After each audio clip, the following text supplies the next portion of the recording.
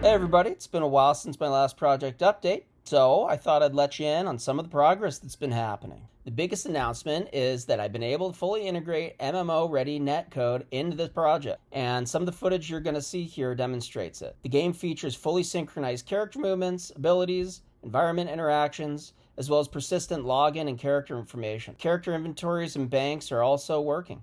The MMO framework I'm using in principle supports up to several hundred players per zone instance and supports multiple game realms and servers. The other big announcement is a visual upgrade to the forest environment.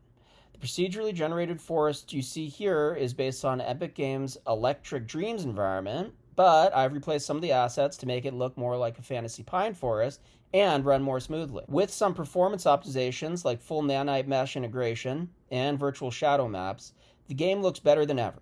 And it runs at around 50 frames per second on my decade-old GTX 1660 Ti. Of course, I have to acknowledge the somewhat recent news of the unannounced title within Darkpaw Games. Based on the job description for an open creative director position at Daybreak, the project has something to do with developing a game on pre-existing IP, MMOs, and Unreal Engine. So the future of this project is highly uncertain and probably redundant, given that Daybreak is very obviously remaking EQ in Unreal Engine themselves. If this project, or other community Unreal Engine game remasters, has in some way inspired Daybreak to breathe new life and tech into classic EQ, then I'm grateful. Of course, selfishly, I hope it looks something like this. I hope you liked this video. Please subscribe to make sure you don't miss future updates on this and other exciting projects I have planned.